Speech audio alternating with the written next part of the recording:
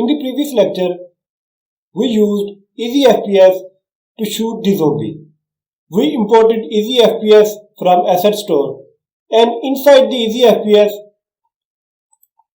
if we go to the bullet script, physics.raycast is being used. I explained physics.raycast in the previous lecture, but in this lecture, I will explain a little more so that if there is some confusion, it can be removed. I have created a new scene in the same project, and currently this scene is empty. Now create a new script, and I have named it Raycast. In your hierarchy, make a game object, and from 3D objects, I will choose the cube. Position it at the 0, 0, 0, and I will click on the transform, right click on the transform and press reset. I will attach the Raycast script to the cube.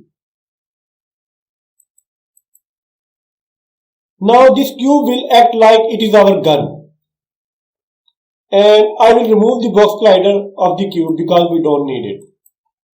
Open the script, and here we will start writing our physics.raycast code. First I will declare some variables. First I will declare Raycast hit, and then declare layer mask, and I will give it the value 1. We will use these variables in the physics.raycast, and then it will be clear why are we declaring these variables. Inside the update, we will write our physics.raycast method, and we will say if physics.raycast, and in the physics.raycast, we will give the arguments needed. First, it needs its starting point, and starting point will be transform.position.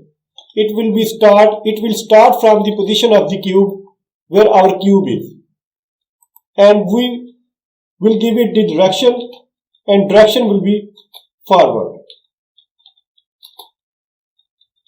And also we will give it the distance. First we will need to declare here, use here hit variable which we declared here. And this hit variable will contain the information about the game object with which the Raycast has collided. We have seen its use in the previous lecture, and then we will give it the distance, and distance will be here math f dot infinity, and then we will use our layer mask which has value 1. Now if our Raycast hits something, then we will print debug.log we hit, and then in the else part we will say debug.log no hit.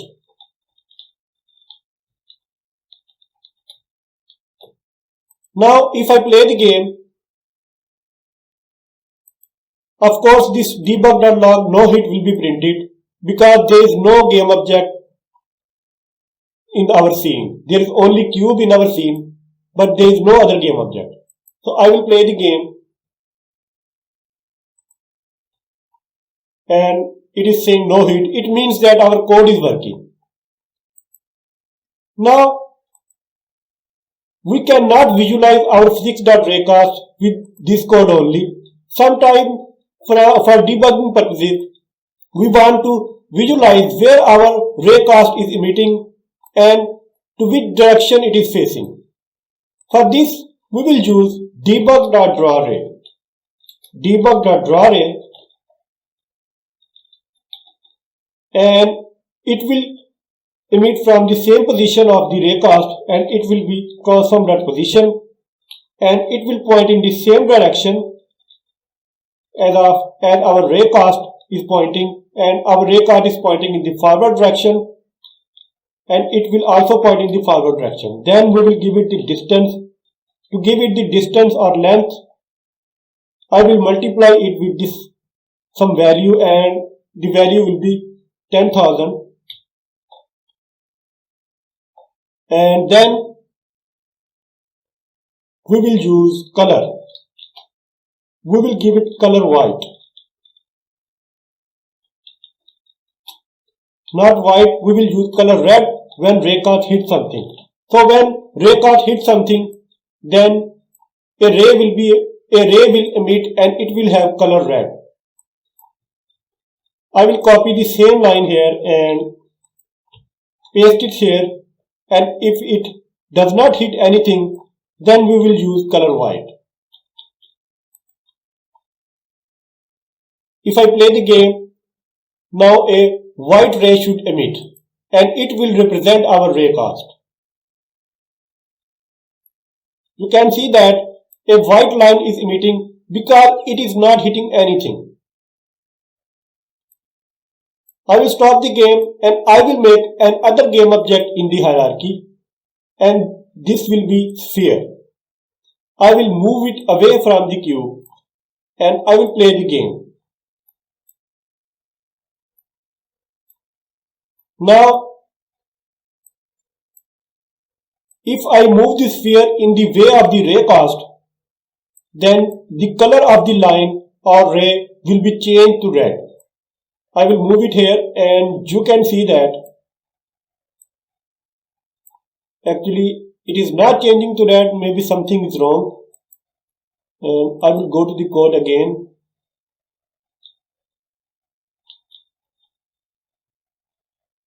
And it has color red and it is pointing in the forward direction. Let's see if it is printing we hit.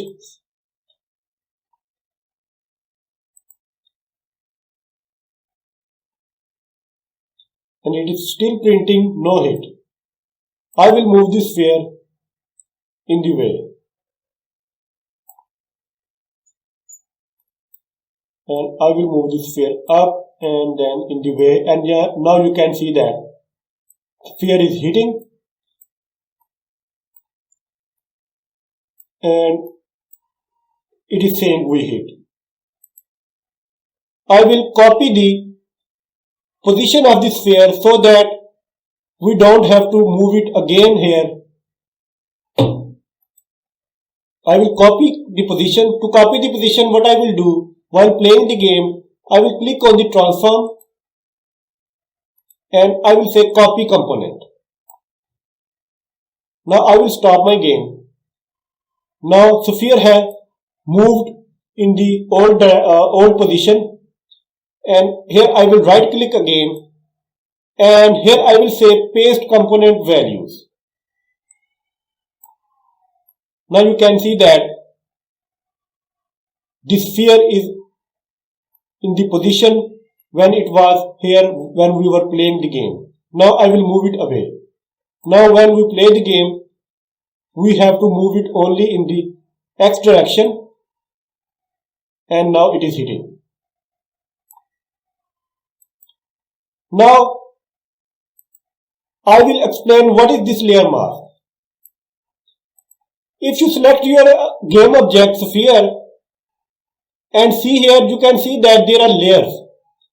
If you click this, you can see that there are different layers. So currently we are using layer mask 1. It means that anything which is in the layer 1 and which is the default layer will be hit by raycast. And to show this, I will play the game again and I will move the sphere in the way of the raycast, and now I will change the layer from 0 to 1.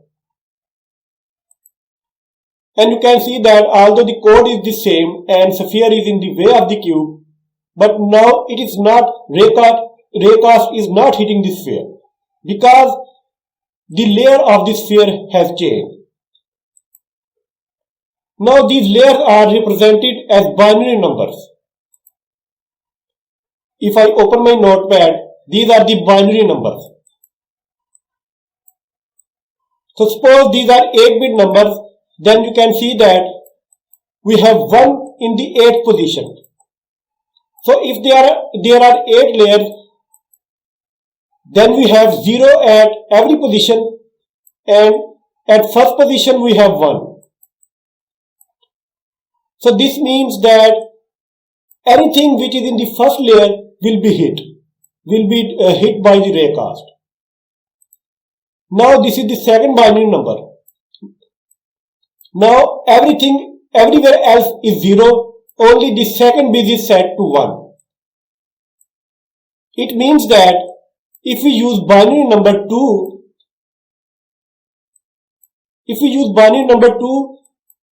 then raycast will hit only the game objects which are in the layer 2.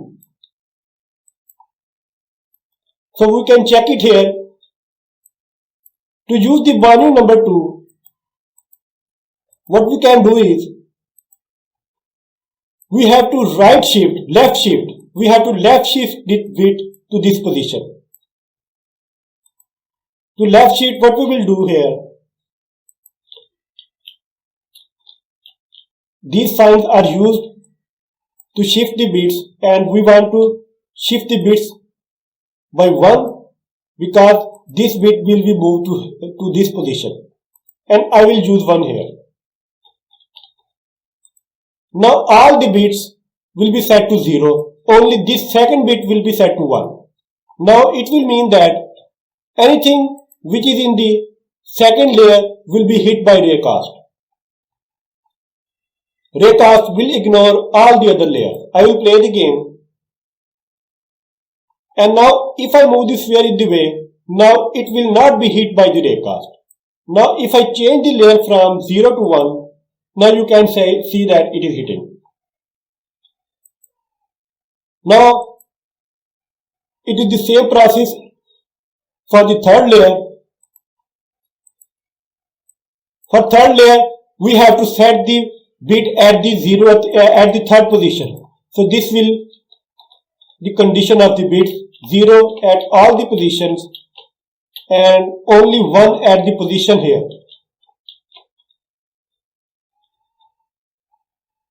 So to do this, what we have to do, we have to shift the bit by 2. If we shift the bit by 2, then bit will move here. And play the game and move the sphere in the way. I will change the layer to 1. It is not hitting. I will change the layer to 3. Now it is hitting. Now if it is too complicated for you to understand this layer mask, all you need to do is use only 1 as the layer mask. Now this will represent this default layer. Any game object which is added has the default layer. So it means that our raycast will hit all the game objects if we don't change the layer. Now we can also add a new layer, and I have also already added layer. To add a layer, you can go to the add layer, and here you can add layer. I have added the layer at the 8th position. After adding the layer, you have to select the game object again and assign it the layer. If I use the 8th layer, what it will mean that we have to set the bit at the position 8.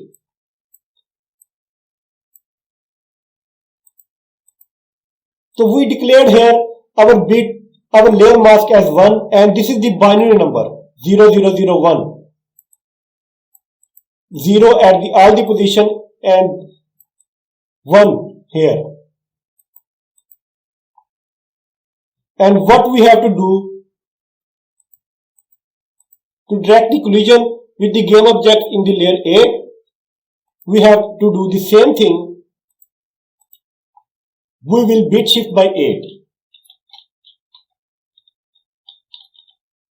Now anything in the layer 8 will be hit by raycast. I will play the game. and sphere is already in the layer 8 and I will move it here. Now you can see that it is hitting this sphere. Now there is our hit argument and it has the information about the game object. I will say here debug.log hit.collider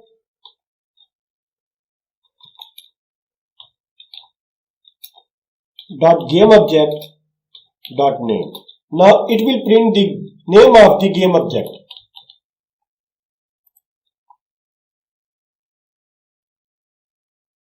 And I will name this sphere to anything. For example,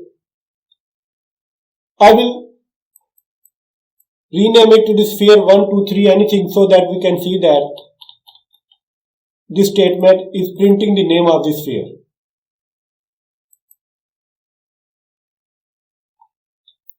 And if we move it in the way of the raycast, then you can see that it is printing the name sphere 1, 2, 3. Now I will make another game object and this will be our capsule, and I will copy the position of the sphere, copy component, and here I will say paste component values. Now if I move the capsule in the way, nothing will happen because our capsule is in the default layer. I will move it to the raycast layer. Now it is printing the name of the capsule. So that is the purpose of this hit argument. So that's it for this lecture. The raycast in the bullet script here works the same way like we are using here. If we go to the project panel and easy FPS, and we have a bullet here, this is not the actual bullet. This bullet is used only as a placeholder. For example, if I go to the scene, go to the first person, and I will save the scene here. And I will play the game.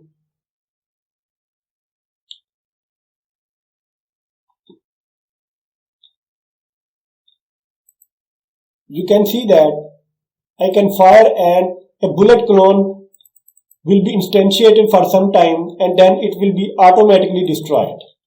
I will stop the game here and I will go to the prefabs in the easy FPS. Now this bullet is used only as a placeholder. This is to use as a placeholder. What happens? This bullet cube is instantiated at the end point of our gun. Now our raycast will be hit where our bullet has instantiated. Bullet instantiates at the end point of the gun and our raycast will be emitted from this point. Now it will move in the forward direction and it has the direction forward. So this is not the actual bullet. This is only placeholder. Our zombie is hit by the raycast.